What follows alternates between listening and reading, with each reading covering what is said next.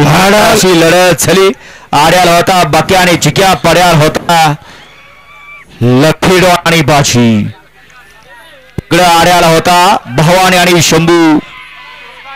अतिशय सुंदर अशी लढत झाली.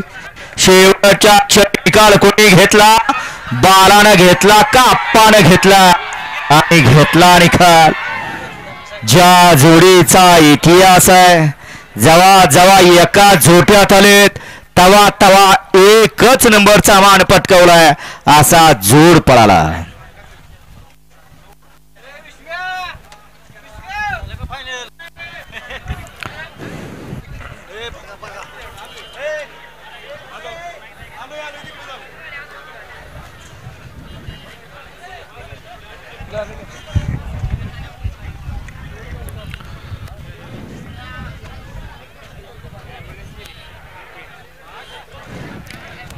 ॲम्ब्युलन्स मोकळी आली आणि मोकळीच गेली.